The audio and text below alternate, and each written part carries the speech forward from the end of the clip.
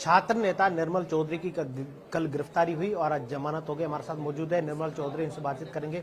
निर्मल जी, किस तरीके से आपकी गिरफ्तारी हुई और आज जमानत हो गई, हालांकि लेकिन क्या कुछ इस तरह पूरी घटनाक्रम रहा? जी बिल्कुल, देखिए हम लोगों ने 7 दिन तक जो आंदोलन किया था, पीड़ित परिवार के लिए न्याय मांगा था, उसके लिए ईंट से ईंट बजा के सरकार ने हमने न्याय ले लिया, प्रशासन के नहीं चाहते हुए भी। तो प्रशासन के लोग इस बात से बड़े हतोत्साहित हो गए और उन्होंने एक टारगेट ले लिया कि इस निर्मल का इलाज करना है, ताकि इस तरीके से और लोग न्याय की मांग करके धरने पे नहीं बैठे, आंदोलन नहीं करे। तो ये लोग सच्चाई को दबाना चाहते हैं और उसके साथ अत्याचार करना चाहते हैं। धरने पे हम लोग बैठे, हनुमान बेनीवाल जी, बड़े भाई अभिमन्यु पूनिया जी, अनिल चोपड़ा जी, हम लोगों ने बैठ के निरंतर वहां संघर्ष किया आंधी तूफान बारिश के अंदर, और आखिर में फिर पीड़ित परिवार को न्याय मिल गया। न्याय मिलने के बाद में जैसे मैं अगले दिन एग्जाम देने के लिए गया, एग्जाम में पहुंचा, घंटे एक बार में लिखते हुए इतने में पुलिस प्रशासन के लोग आते हैं मेरे रूम के अंदर और कहते हैं उठ के बाहर आ। तो मैं जैसे ही बाहर आया, इन लोगों ने मेरे साथ ऐसा बर्ताव किया, इतने में अभिमन्यु पूनिया जी भी वहां मौजूद थे, जहां राजस्थान यूनिवर्सिटी के अंदर मेरे को जहां से गिरफ्तार किया। तो मेरे साथ, इनके साथ बड़ी बदतमीजी उन लोगों ने करी, पुलिस वालों ने। उसके बाद मुझे गिरफ्तार करके वो ले गए, अलग अलग थानों में मेरे को घुमाया।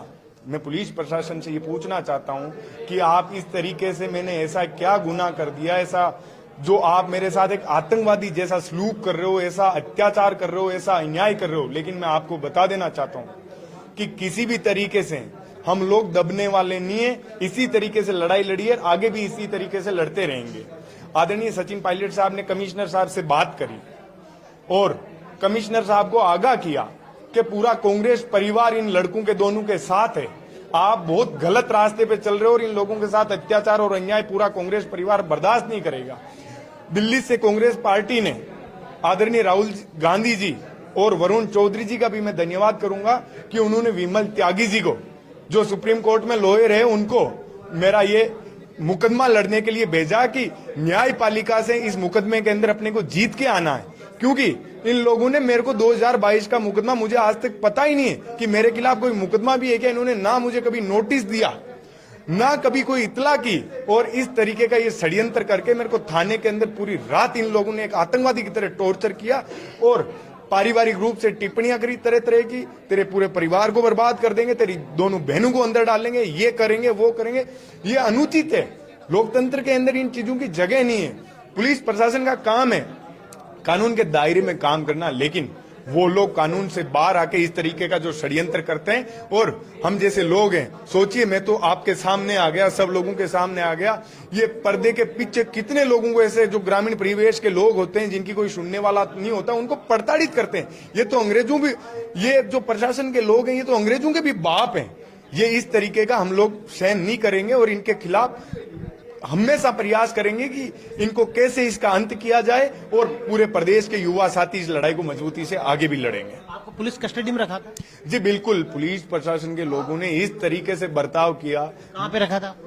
मेरे को आखिर के अंदर ये खो नागौरियन थाना है, वहां लेके गए। वहां अलग अलग पुलिस वाले आए और मेरे साथ एक ऐसी प्रताड़ना करी कि मैं जीवन के अंदर राजनीति छोड़ दूं, मैं राजस्थान छोड़ के चला जाऊं, लेकिन मैं हार नहीं मानूंगा। आप मेंटली मुझे टॉर्चर कर सकते हो और चीजें कर सकते हो, लेकिन मेरे हौसले और जुनून को नहीं तोड़ सकते, क्योंकि मैं भगत सिंह को फॉलो करता हूं और भगत सिंह के पद चिन्हों पे चलता हूं। आपको बताना चाहूंगा कि भगत सिंह तो इस देश की मजबूती के लिए और सुरक्षा के लिए, यहाँ के लोगों की आजादी के लिए अपने जीवन त्याग दिया, अपना प्राण न्योछावर कर दिए। हंसता हंसता फांसी चढ़ गया। तो क्या मैं इनकी तानाशाही जेलों का, इस तानाशाही पुलिस के रवैये का भी सामना नहीं कर सकता? क्या मैं मजबूती से करूंगा।